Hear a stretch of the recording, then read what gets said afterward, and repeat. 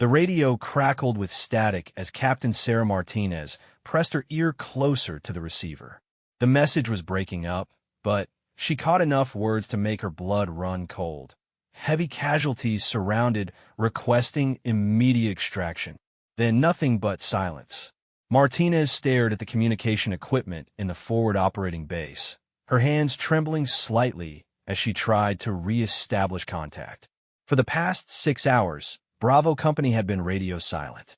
340 Marines, including some of her closest friends from officer training, were somewhere in the valley below, cut off from all support. The mission had started like any other patrol in Afghanistan's Helmand province. Intelligence reports suggested minimal Taliban presence in the Sanjin Valley, making it an ideal location for a routine sweep and clear operation. Bravo Company had rolled out at dawn, their convoy of armored vehicles disappearing into the dusty landscape with confidence that they would return by nightfall. But the Taliban had other plans. Martinez walked across the base toward the command center, her boots crunching on the gravel. Other Marines stopped their conversations as she passed, sensing the tension radiating from her. She had been monitoring communications all day, watching as routine check-ins became increasingly frantic reports of contact with enemy forces. The first sign of trouble came around noon when Bravo Company reported taking small arms fire from multiple directions. Within minutes, the situation escalated as rocket-propelled grenades began landing among their vehicles. The Taliban had laid an elaborate trap, using the valley's natural terrain to create a killing zone with no easy escape routes. Colonel Harrison was waiting in the command center when Martinez arrived. His weathered face showed the strain of command as he studied satellite images spread across a large table. The photos revealed the devastating reality of Bravo Company's situation. They were trapped in a narrow valley surrounded by high ridgelines, with Taliban fighters controlling every route in and out. "What's the latest intelligence on enemy strength?" Martinez asked, though she dreaded the answer. Harrison looked up from the images, his expression grim. Conservative estimates put Taliban forces at over 800 fighters. They've been planning this ambush for weeks, possibly months. Our boys walked straight into a hornet's nest. The numbers hit Martinez like a physical blow. 340 Marines against 800 Taliban fighters, with the enemy holding the high ground and controlling all escape routes. It was a military nightmare that would haunt commanders for generations. "What about air support?" Martinez pressed. "We have helicopters standing by, and the Air Force has fighters in the area." Harrison shook his head slowly. "The weather's turning bad. Heavy clouds are rolling in from the mountains, and visibility is dropping fast. Pilots can't get a clear view of the valley, and there's too much risk of hitting our own people." Martinez felt her heart sink further. Without air support, any rescue mission would be a ground operation through heavily defended territory. The Taliban controlled the ridgelines and had positioned themselves perfectly to repel any conventional assault. "Sir, we can't just leave them out there," Martinez said, her voice steady despite the emotion building inside her. "Those Marines are counting on us to bring them home." "I understand your concern, Captain, but we have to consider the bigger picture," Harrison replied. "Sending more troops into that valley could result in even heavier casualties. Sometimes the hardest decision a commander has to make is knowing when to cut losses." The words hung in the air like a death sentence. Martinez had served 3 tours in Afghanistan and had never heard a superior officer suggest abandoning Marines in combat. The Corps had a sacred promise that no Marine would be left behind, a promise that had sustained the service through countless battles over more than 2 centuries. "With respect, sir, what exactly are you suggesting?" Martinez asked, though she feared she already knew the answer. Harrison turned away from the table, unable to meet her eyes directly. "Higher command is considering the possibility that Bravo Company may be a total loss. The strategic value of the valley doesn't justify risking additional forces in what could become an even larger disaster." Martinez stared at her commanding officer in disbelief. The man she had respected for years was talking about writing off 340 Marines as an acceptable loss. These weren't numbers on a casualty report. They were real people with families waiting for them at home. "Sir, I need to speak with you privately," Martinez said, her voice carrying an edge that made other personnel in the command center look up from their work. Harrison nodded and led her to a smaller office adjacent to the main command area. Once the door closed, Martinez let her true feelings show for the first time that day. "Colonel, those Marines didn't sign up to be sacrificed for strategic convenience," she said, her voice rising slightly. "They trusted us to have their backs when things went bad. How can we even consider abandoning them?" "Lower your voice, Captain," Harrison warned. "This decision isn't coming from me." Pentagon officials are already calling this operation a strategic failure. They want to minimize further losses and move on to other priorities. Martinez felt anger building in her chest like a fire. The Pentagon officials making these decisions were thousands of miles away, sitting in comfortable offices while real Marines fought for their lives in a hostile valley. They would never have to face the families of the abandoned soldiers or live with the knowledge that they had broken the Corps' most fundamental promise. "What about the rescue helicopters?" Martinez asked. "If we can't get close air support, maybe we can at least attempt an evacuation under cover of darkness." Harrison shook his head. "Intelligence reports indicate the Taliban have surface-to-air missiles positioned throughout the valley. Any helicopter attempting a rescue mission would be shot down before it could reach Bravo Company's position." The situation seemed hopeless from every angle. The Marines were trapped in a valley surrounded by numerically superior forces, with no air support available and no clear evacuation route. Traditional military doctrine would indeed suggest that attempting a rescue would only result in more casualties. But Martinez wasn't thinking about military doctrine. She was thinking about Staff Sergeant Rodriguez, who had saved her life during a firefight in Fallujah 2 years earlier. She thought about Lieutenant Thompson, barely 23 years old, who had joined the Marines to serve his country and was now probably wondering if anyone would come for him. "Sir, I'm requesting permission to lead a reconnaissance mission into the valley," Martinez said. "If we can establish visual contact with Bravo Company and assess their exact situation, maybe we can find a way to extract them." "Absolutely not," Harrison replied immediately. "I won't authorize a mission that would almost certainly result in more casualties. The decision has been made at levels far above both of us." Martinez felt something inside her snap. The military hierarchy that had shaped her entire adult life suddenly felt like a cage preventing her from doing what was right. She had taken an oath to defend her fellow Marines, and that oath meant more to her than following orders that would result in their deaths. "Colonel, what if I could prove that a rescue mission was feasible?" she asked. "What if I could show you a plan that would bring those Marines home without unacceptable losses?" Harrison studied her face carefully, recognizing the determination in her eyes. He had known Martinez for 3 years and had never seen her back down from a challenge. There was something dangerous in her expression, a look that suggested she might take matters into her own hands if necessary. "Captain, you're talking about disobeying direct orders from higher command," Harrison said quietly. "That's court-martial territory, possibly even treason charges if things go wrong.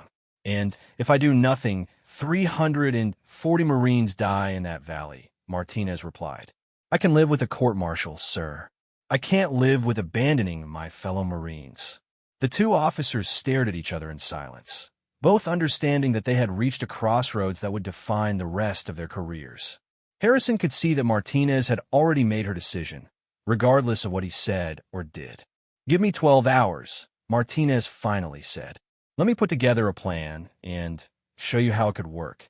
If you're not convinced, I'll follow orders and stand down." Harrison knew he should refuse immediately and place Martinez under arrest to prevent her from taking unauthorized action. But something in her words reminded him of why he had joined the Marines 20 years earlier.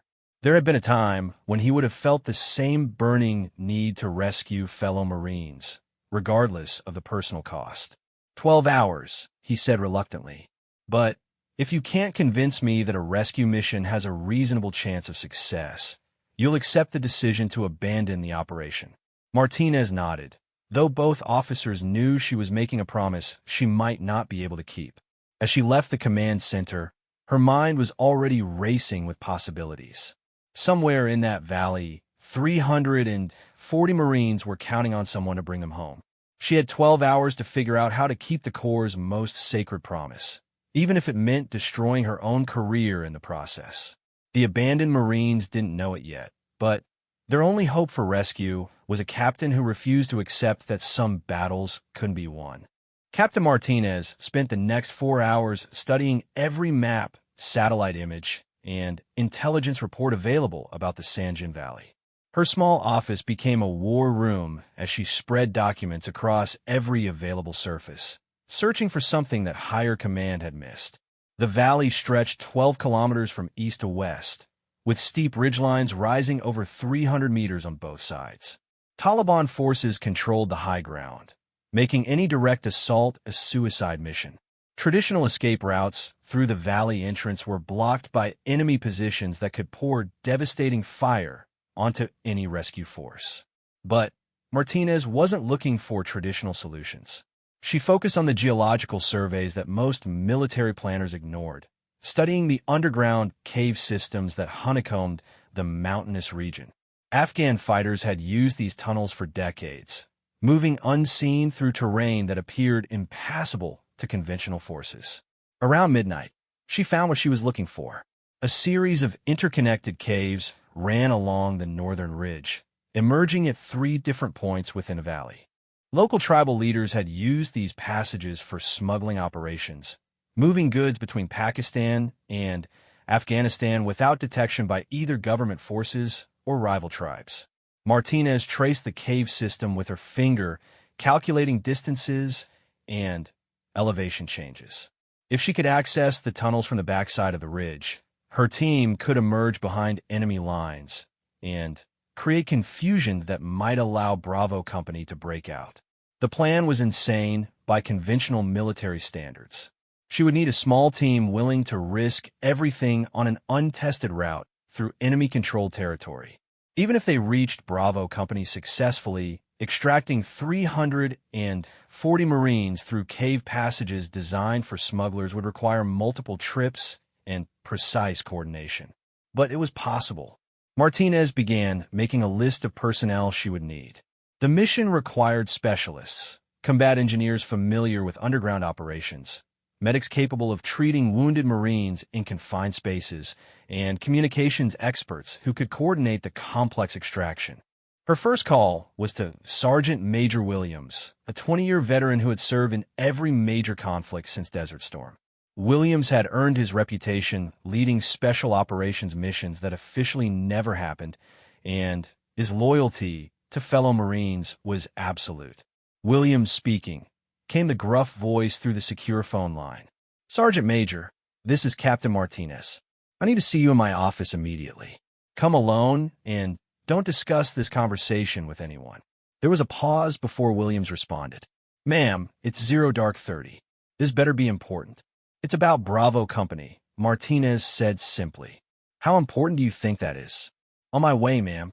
Williams arrived 15 minutes later, still pulling on his uniform jacket. The stocky Marine had served under Martinez during 2 previous deployments, and he could read the determination in her expression immediately. "What's the situation, Captain?" he asked, noting the maps scattered around the office. Martinez explained the abandonment order and her discovery of the cave system. As she outlined her plan, Williams studied the geological surveys with the eye of someone who had spent years moving through hostile territory. "You're talking about a career-ending mission," Williams said finally. "If this goes wrong, everyone involved will face court-martial at minimum. And if we do nothing, 340 Marines die," Martinez replied. "What choice do we really have?" Williams was quiet for a long moment, thinking about Marines he had served with who were trapped in that valley. He thought about the promise carved into the Marine Corps Memorial, Semper Fidelis, always faithful. That promise didn't come with conditions about following orders or protecting careers. "What do you need from me?" he asked. Over the next hour, Martinez and Williams developed a detailed operational plan. They would need 8 volunteers for the initial insertion, 2 combat engineers to navigate the cave system, 2 medics to treat casualties, 2 communications specialists to coordinate with Bravo Company, and 2 security personnel to protect the team. The extraction would happen in phases. The first team would reach Bravo Company and establish secure communications with the base. They would then guide small groups of Marines through the cave system, prioritizing wounded personnel who needed immediate medical attention. The biggest risk is time, Williams pointed out. Taliban forces will eventually realize what's happening and try to block the cave entrances. We'll need to move fast and maintain operational security throughout the mission. Martinez nodded. That's why we need volunteers who understand stakes. Everyone on this mission has to be willing to sacrifice their career and possibly their life for fellow Marines. I know exactly who to ask, Williams said. There are Marines on this base who would follow you into hell if it meant bringing their brothers home. As Williams left to recruit volunteers, Martinez returned to studying the intelligence reports. She needed to understand Taliban positions and patrol patterns to identify the best window for insertion. The enemy forces had settled into defensive positions, confident that their trapped prey had nowhere to go. That confidence would be their weakness. By dawn, Williams had assembled 8 volunteers who met Martinez's requirements. Each Marine understood the consequences of their decision, but agreed that abandoning fellow Marines was unacceptable. Corporal Jackson, a combat engineer from Detroit, had lost his best friend during a previous deployment when their unit was forced to leave him behind. I swore that would never happen again, he told Martinez when she interviewed him privately. Hospital Corpsman Martinez, no relation, a Navy medic attached to the Marine unit, had served 4 tours treating wounded Marines. I didn't spend 6 years learning to save lives just to watch Marines die, because politicians decided they weren't worth saving, she said. Staff Sergeant Chun, communications specialist, had family members who had served in Vietnam and Korea. My grandfather always said the military's honor is measured by how it treats its own people when things go bad, he explained. Each volunteer had personal reasons for accepting the mission, but they all shared a fundamental belief that the Marine Corps promise meant something. They would rather face court-martial than live with the knowledge that they had failed fellow Marines. Martinez scheduled one final meeting with Colonel Harrison at 0800 hours. She had prepared a complete operational plan with detailed maps, personnel assignments, and contingency procedures. Her presentation would either convince him to authorize the mission or force her to proceed without official approval. Harrison was already in his office when she arrived, looking like he hadn't slept. Coffee cups and ashtrays covered his desk, evidence of a long night wrestling with his own conscience. "Captain, I hope you're here to tell me you've reconsidered this insane plan," he said without looking up from his papers. "Sir, I'm here to show you how we can bring those Marines home," Martinez replied, spreading her maps on his desk. For the next 30 minutes, she walked him through every detail of the operation. She showed him the cave system, explained the insertion route, and outlined the phased extraction plan. Harrison asked hard questions about timeline, casualties, and enemy response, but Martinez had answers for each concern. The Taliban forces are concentrated on the valley floor and southern ridgeline, she explained. They're not expecting an assault from the north because they believe that terrain is impassable. That's our advantage. Harrison studied the geological surveys, trying to find flaws in her reasoning. The plan was risky, but not suicidal, which surprised him. Martinez had clearly spent considerable time developing an operation that might actually succeed. "What's your estimated casualty rate for the rescue team?" he asked. "Honestly, sir, we might lose people," Martinez admitted. "But we're talking about 8 volunteers risking their lives to save 340 Marines. Those are acceptable odds. And if the mission fails? If the Taliban discover what you're doing and trap your team in those caves?" Martinez met his eyes directly. "Then at least those Marines will know that someone tried to bring them home. They won't die thinking the Corps abandoned them." Harrison was quiet for several minutes, weighing the political consequences of authorizing an unauthorized rescue mission against the moral obligation to attempt saving fellow Marines. His career would end if the mission failed, but his conscience would be destroyed if he prevented the attempt. "Captain, I can't officially authorize this mission," he said finally. "Higher command has expressly forbidden any rescue attempts." Martinez felt her heart sink, but Harrison wasn't finished talking. "However, I also can't prevent Marines from conducting unauthorized training exercises in mountainous terrain," he continued with a slight smile. "If a small unit happened to get lost during night navigation training and accidentally discovered a way to contact our missing Marines, that would be an unfortunate coincidence." Martinez stared at her commanding officer, understanding the gift he was offering. He couldn't give official approval, but he wouldn't stop her from proceeding. If the mission succeeded, he would find a way to protect her from the worst consequences. If it failed, he would claim he knew nothing about her plans.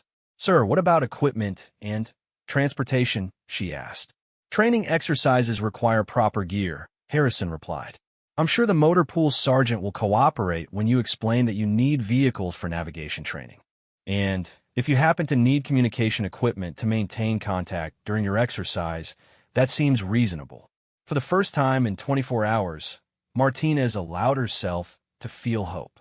She had official cover for launching the mission, along with access to the equipment and personnel necessary for success. "Thank you, sir," she said simply. "Don't thank me yet," Harrison warned.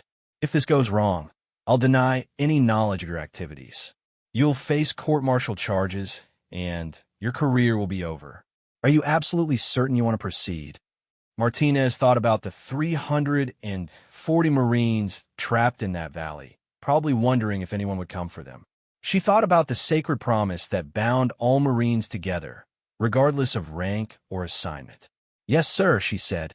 "Those Marines are counting on us. I won't let them down." As she left Harrison's office to brief her volunteers, Martinez knew she was crossing a line that would change her life forever. But some lines were worth crossing when fellow Marines needed help. In 6 hours, her team would begin their movement toward the valley. The real mission was about to begin. The insertion began at 1,400 hours under the cover of an afternoon dust storm that reduced visibility to less than 50 meters. Martinez and her 8-person team moved out in 2 modified Humvees, officially conducting a routine patrol along the northern sector of their area of operations. Staff Sergeant Chun had established communication protocols using encrypted frequencies that wouldn't attract Taliban attention. Every 30 minutes, he would send coded status updates to the base, disguised as routine patrol reports that revealed nothing about their true mission. The route to the cave entrance required a 20-kilometer drive through terrain that hadn't been properly surveyed by American forces. Martinez navigated using GPS coordinates provided by Afghan informants, hoping their intelligence about the tunnel system was accurate. Corporal Jackson rode in the lead vehicle, studying geological maps and checking equipment one final time.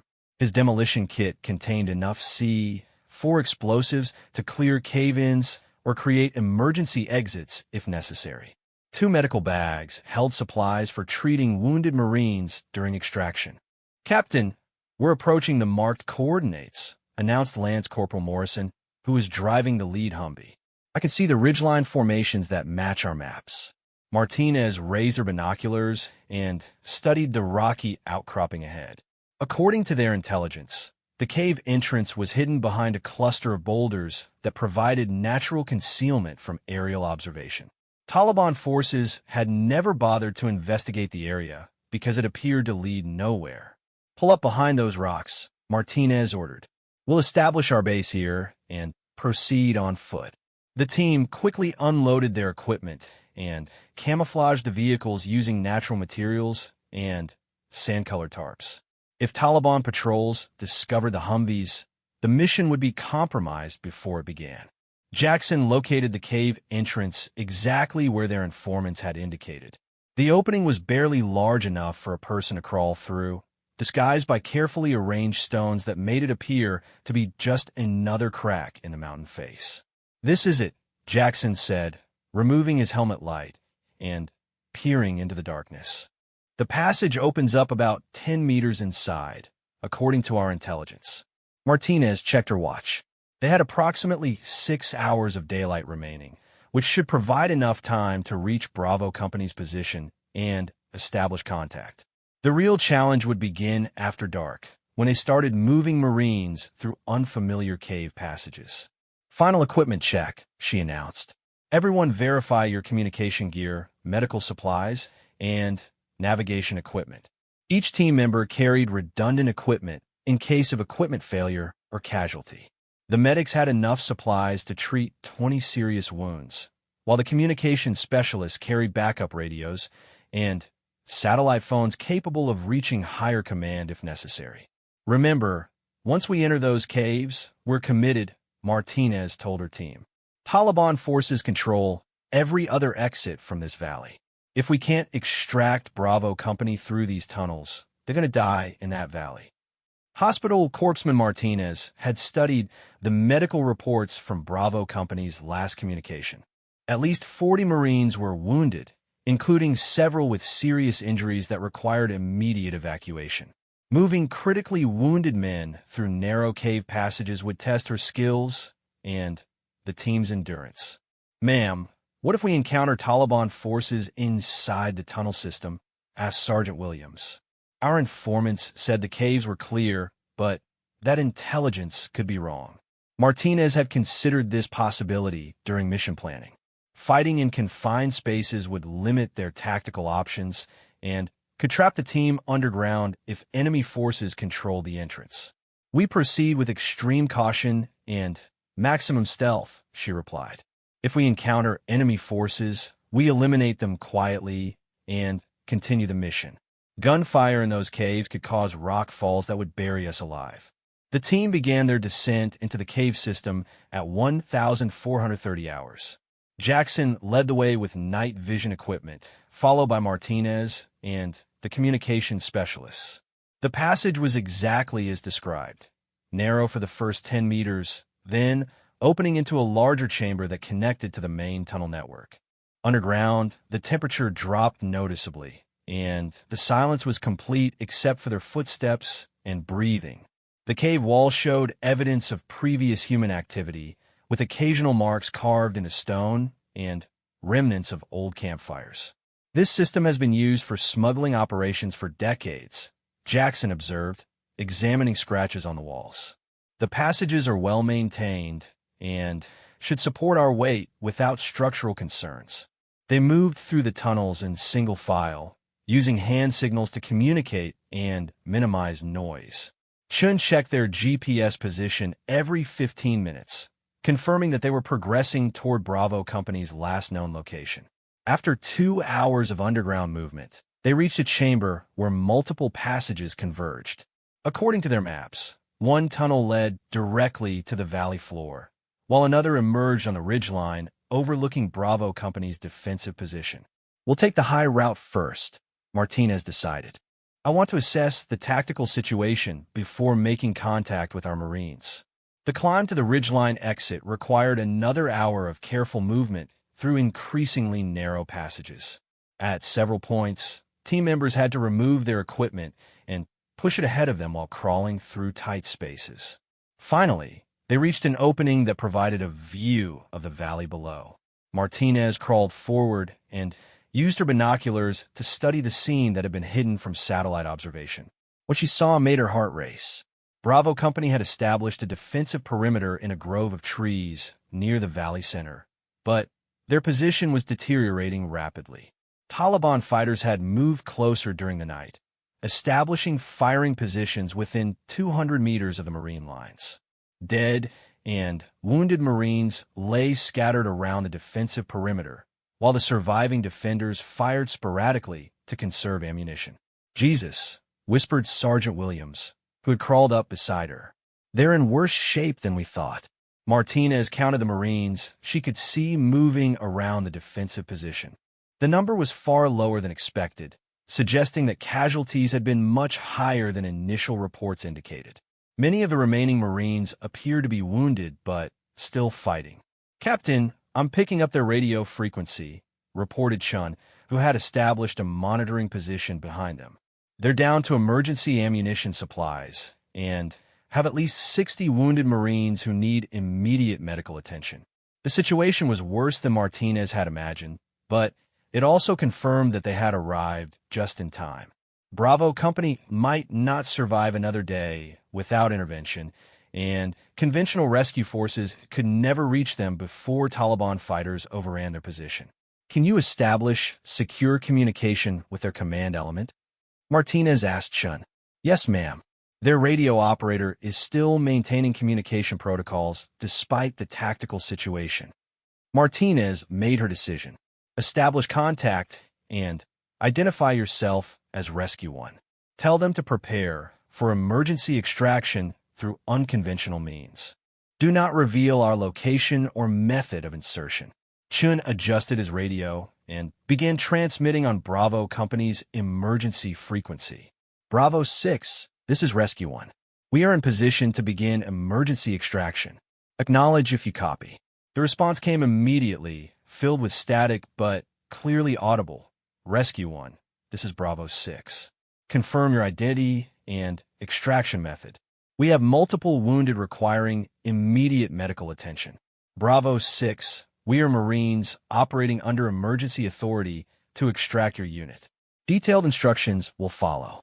Maintain current defensive positions and prepare wounded for movement. Martinez felt relief wash over her as she heard the hope in the radio operator's voice. After 30 hours of isolation and combat, Bravo Company finally knew that help was coming. But the real challenge was just beginning. Moving 60 wounded Marines through narrow cave passages would require multiple trips and precise coordination. Taliban forces would eventually realize that Marines were disappearing and attempt to block the extraction routes. Martinez studied the valley floor through her binoculars, identifying the best approach routes and potential obstacles. The main cave exit was approximately 400 meters from Bravo Company's position, requiring movement across open ground that was covered by Taliban observation posts. We need a diversion, she decided. Something to draw Taliban attention away from the extraction site long enough to move our wounded Marines. Williams had been thinking the same thing. What if we create the impression that a relief force is approaching from the south? A few well-placed explosions might convince them that conventional forces are attempting a rescue. It was a dangerous plan that would expose their small team to increased enemy fire, but it offered the best chance of success. If Taliban forces believed a major rescue operation was underway, they would redirect their attention and firepower away from the actual extraction site. Jackson, what kind of pyrotechnics can you create with your demolition supplies? Martinez asked. I can simulate incoming artillery or airstrikes using timed charges placed on the southern ridgeline, Jackson replied. It won't fool them for long, but it might buy us 30 minutes of confusion. 30 minutes would be enough to begin moving the most seriously wounded Marines. Once the extraction started, they would have to maintain momentum regardless of enemy response. Martinez checked her watch again. Sunset was approaching, which would provide additional concealment for their operations. In 2 hours, they would begin the most challenging phase of the rescue mission. Chun advised Bravo 6 that extraction will commence at 2,100 hours, she ordered. Wounded Marines will be evacuated first, followed by remaining personnel in groups of 8 to 10. As her team prepared for the night's operations, Martinez allowed herself to feel cautiously optimistic. They had successfully infiltrated enemy-controlled territory and established contact with the trapped Marines. The extraction itself would be dangerous, but at least Bravo Company knew that help had arrived.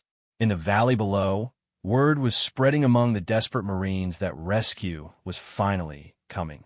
For the first time in 30 hours, they had reason to hope that they might see home again. The real test was about to begin. The extraction began at exactly 2,100 hours with Jackson's diversionary explosions echoing across the southern ridgeline. The carefully timed detonations created the illusion of incoming artillery fire, causing Taliban forces to redirect their attention away from Bravo Company's defensive perimeter. Martinez and Her team moved swiftly through the valley floor darkness, using night vision equipment to navigate toward the trapped Marines. The 400-meter approach took 20 minutes of careful movement through rocky terrain that provided natural concealment from enemy observation. Hospital Corpsman Martinez reached Bravo Company's perimeter first, crawling through the defensive lines to assess the medical situation. What she found was worse than the radio communications had indicated. 63 Marines were wounded, with 12 requiring immediate surgical intervention to survive. Several Marines had been fighting for hours with injuries that would have hospitalized them in peacetime, sustained only by combat adrenaline and loyalty to their fellow fighters.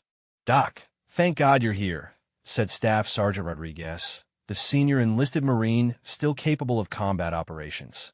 His left arm was immobilized by shrapnel wounds, but he continued directing defensive fire with his right hand. How many walking wounded can make the movement to extraction? Corpsman Martinez asked, quickly triaging the casualties. "Maybe 20 if we support them," Rodriguez replied. "But the critical cases are going to need stretchers, and some of these guys won't survive movement through rough terrain." This was the challenge Martinez had feared. Moving critically wounded Marines through narrow cave passages would require extreme care and additional time they might not have.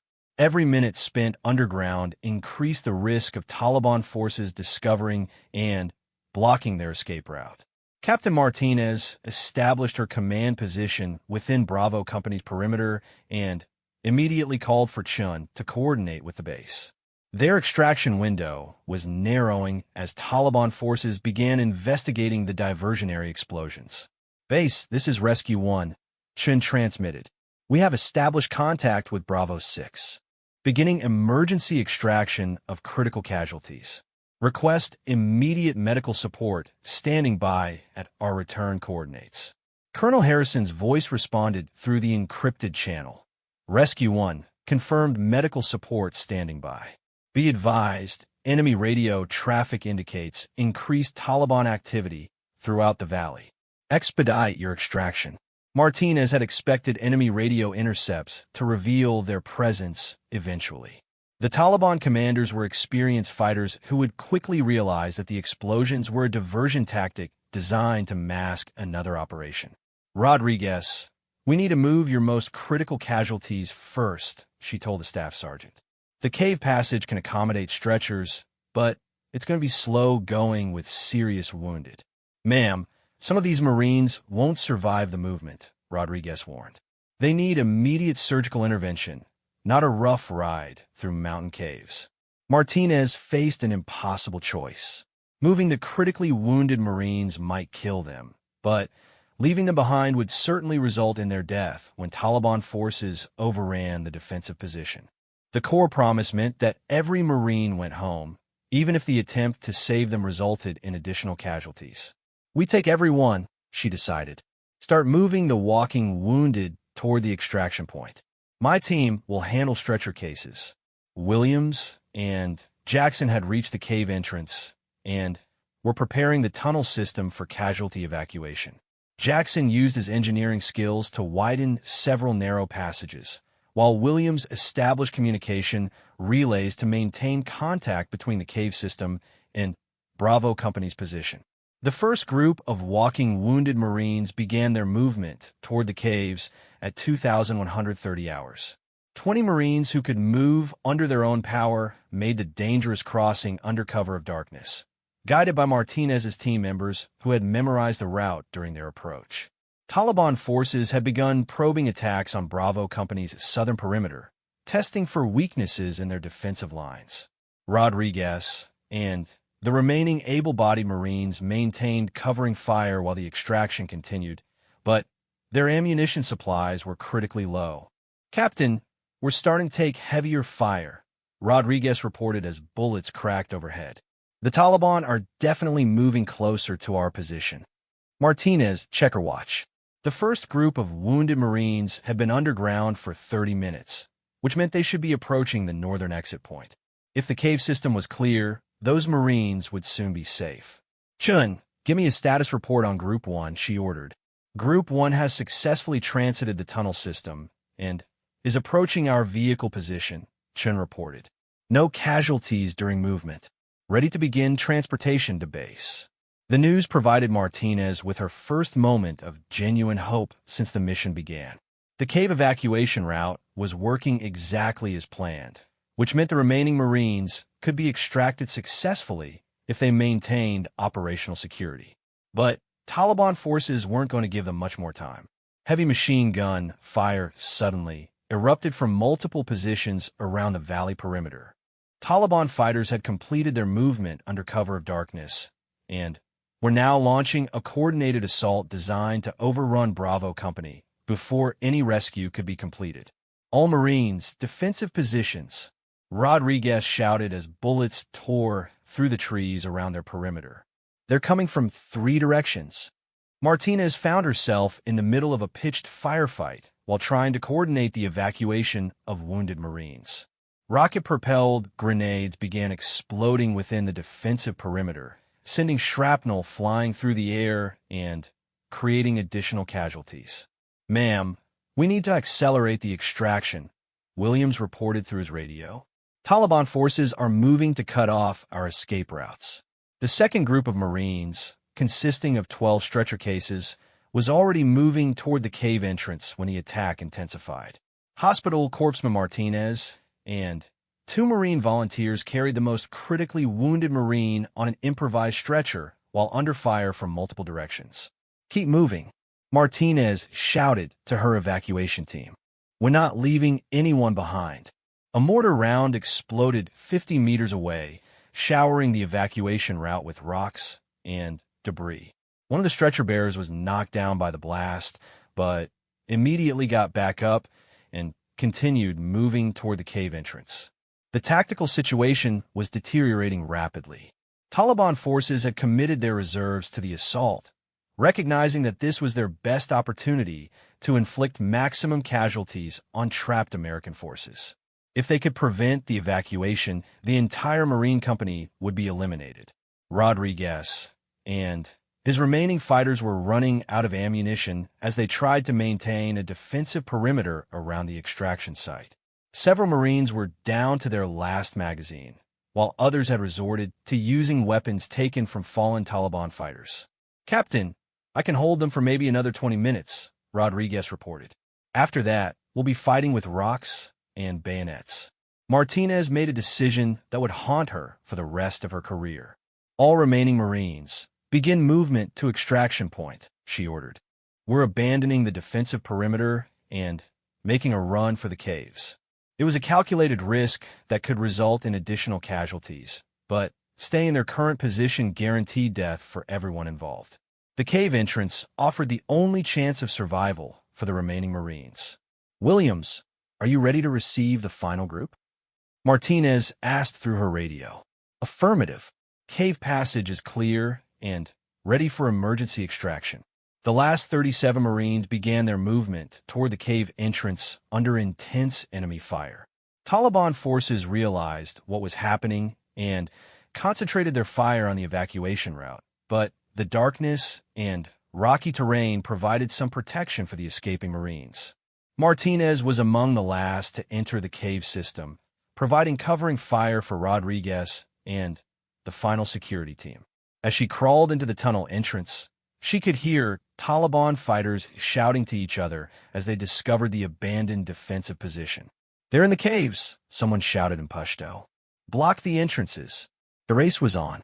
If Taliban forces could reach and block the cave exits before the Marines cleared the tunnel system, the rescue mission would become a death trap underground. Martinez and her team would have successfully extracted most of Bravo Company only to see them die in the darkness beneath the mountains.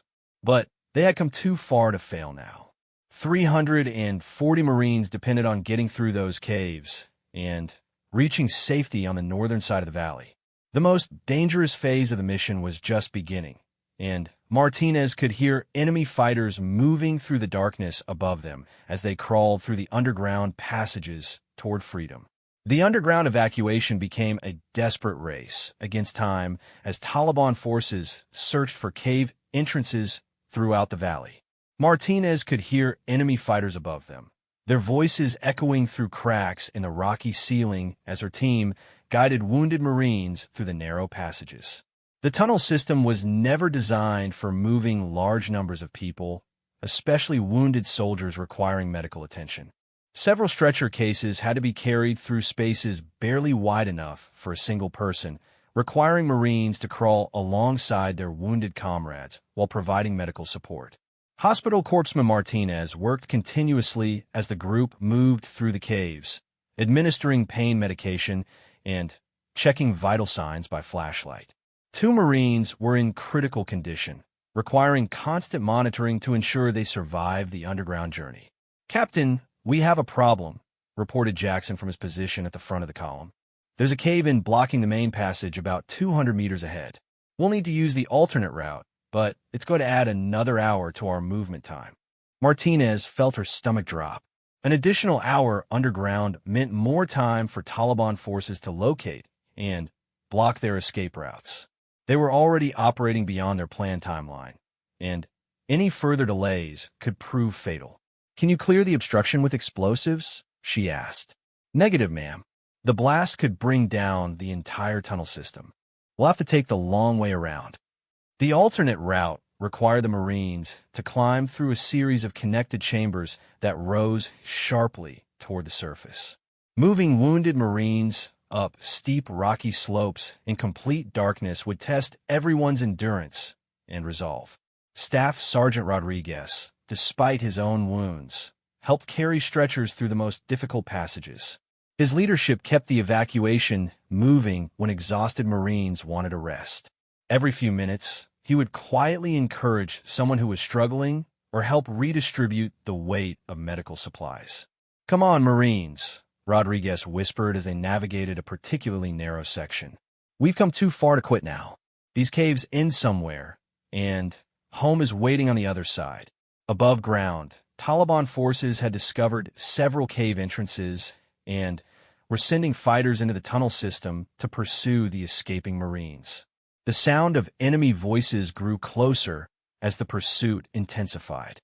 Chun maintained radio contact with the extraction vehicles, coordinating the pickup schedule as each group of Marines emerged from the northern exit point. The first 2 groups had successfully reached the vehicles and were already en route to the base, but the final group containing the most seriously wounded Marines was still underground. "Base, this is Rescue 1, Chun reported. Groups 1 and 2 have been successfully extracted. Group 3 is currently in transit through the tunnel system with multiple critical casualties." Colonel Harrison's response carried new urgency. "Rescue 1, be advised that enemy forces have discovered your extraction method. Taliban units are moving to block the northern exit. Expedite your extraction immediately." Martinez pushed her team harder, knowing that every minute underground increased their danger. The Marines carrying stretchers were exhausted, but they continued moving through the caves with determination that exemplified the Corps' commitment to bringing everyone home. The breakthrough came when Jackson reached a chamber that showed natural light filtering down from above. The northern exit was finally within reach, offering hope of successful extraction for the remaining Marines. "Captain, I can see daylight," Jackson reported. "We're approximately 50 meters from the exit point." But as the first Marines began emerging from the cave system, the sound of gunfire erupted from the extraction site. Taliban forces had reached the northern exit and were engaging Martinez's security team in a desperate firefight. Williams and 2 Marines from the first extraction group had remained behind to provide security for the final evacuation. They were now fighting a delaying action against superior numbers while trying to protect the cave exit. "All Marines, prepare for combat operations upon exit," Martinez ordered. "We're fighting our way out." The final phase of the extraction became a running battle as Marines emerged from the caves directly into enemy fire. Williams and the security team provided covering fire while wounded Marines were loaded into the waiting vehicles. Rodriguez was among the first to exit the caves, immediately taking charge of the defensive perimeter despite his wounds. He organized the able-bodied Marines into firing positions that protected the evacuation route, while hospital corpsmen loaded critical casualties into the Humvees. "Keep them off the exit point," Rodriguez shouted over the sound of gunfire. "Don't let them get close enough to throw grenades into the caves." Martinez emerged from the tunnel system carrying one end of a stretcher holding Lance Corporal Davis, a 19-year-old Marine from Oklahoma who had been critically wounded in the initial Taliban ambush. Davis had been unconscious for most of the underground journey, but his vital signs indicated he would survive if they could get him to proper medical care. The sight of their commanding officer carrying a wounded Marine while under enemy fire inspired the extraction team to extraordinary efforts. Marines who had been fighting for 36 hours found additional strength to continue the mission. Taliban forces were closing on the extraction site from multiple directions, but they had arrived too late to prevent the rescue. Most of the trapped Marines were already in vehicles or moving toward them under covering fire from their comrades. "All vehicles, prepare for immediate departure," Martinez shouted as the last stretcher case was loaded. "We're leaving now." The convoy of Humvees and newly acquired vehicles began moving toward the base under fire from Taliban positions. Enemy fighters pursued for several kilometers before breaking off contact, unwilling to follow the rescue force into areas controlled by American artillery. Martinez rode in the lead vehicle, monitoring radio communications as they raced through the darkness toward safety. Behind her, medics worked frantically to stabilize wounded Marines whose conditions had deteriorated during the underground evacuation. "Base, this is Rescue 1, Chen reported. "All Marines have been successfully extracted. We are en route to base with multiple critical casualties requiring immediate surgical intervention." The response from Colonel Harrison carried emotions he had been suppressing for 36 hours. "Rescue 1, confirmed. Medical personnel are standing by. Outstanding work, Marines." As the lights of their forward operating base came into view, Martinez allowed herself to feel the full weight of what they had accomplished. Every single Marine from Bravo Company was coming home alive, despite orders to abandon them in the valley. The mission had cost them everything in terms of military careers and official approval, but it had preserved something more important, the promise that Marines never leave their own behind. Upon reaching the base, medical personnel immediately began treating the wounded Marines while Martinez and her team were placed under arrest pending investigation of their unauthorized rescue mission. The charges they would face included disobeying direct orders, unauthorized use of military equipment, and conducting operations without proper approval. But as Martinez sat in the detention facility, she could hear the sounds of wounded Marines receiving medical care. Hospital Corpsman Martinez had saved 17 Marines who would have died without immediate treatment. Combat engineers had successfully guided over 300 Marines through a cave system that military doctrine said was impassable. 3 weeks later, news of the unauthorized rescue mission reached media outlets and military families across the country. The story of Captain Martinez defying orders to save abandoned Marines captured public attention and sparked debates about military leadership and the treatment of soldiers in combat. The court-martial proceedings became a national controversy when families of the rescued Marines testified about their gratitude for Martinez's actions. Military veterans and active-duty personnel rallied to support the officers who had risked their careers to uphold the Marine Corps promise. Under intense public pressure and faced with overwhelming evidence that the rescue mission had been both necessary and successful, military leadership chose to issue reprimands rather than pursue serious criminal charges. Martinez and her team received official censure for their actions, but they also received unofficial recognition from Marines throughout the service. Staff Sergeant Rodriguez recovered from his wounds and requested assignment to Martinez's next unit. "Ma'am, if you ever need Marines for another impossible mission, you know where to find me," he told her.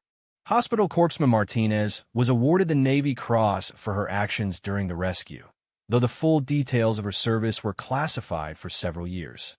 She continued treating Marines in combat zones, knowing that her oath to save lives meant more than following orders that would result in unnecessary deaths. Colonel Harrison was quietly reassigned to a training position where his experience could be used to educate future officers about the complexities of command decisions in combat situations. He never regretted providing unofficial support for the rescue mission. 5 years later, Captain Martinez had been promoted to Major despite the official reprimand in her service record. The Marine Corps leadership recognized that her actions, while technically insubordinate, exemplified the values and commitment that defined their service. The cave system in Afghanistan was officially mapped and designated as an emergency evacuation route for future operations. Military engineers studied Martinez's mission to develop new techniques for underground movement and casualty evacuation in hostile territory. But the most important legacy of the rescue mission wasn't tactical or strategic. It was the renewed confidence among Marines that their service would never abandon them, regardless of political pressure or strategic considerations. 340 Marines came home from Afghanistan because one captain decided that some promises are more important than orders. In the Marine Corps, that story became legend, passed down to new generations of Marines who understood that Semper Fidelis means exactly what it says, always faithful. The Taliban never forgot the night when American Marines disappeared from an impossible situation, only to emerge safely behind enemy lines through routes that didn't exist on any map. It became a story told around their campfires as well, a reminder that Marines possess a commitment to each other that transcends conventional military doctrine.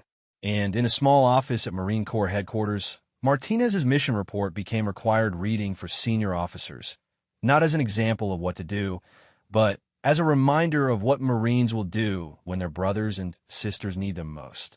The promise had been kept.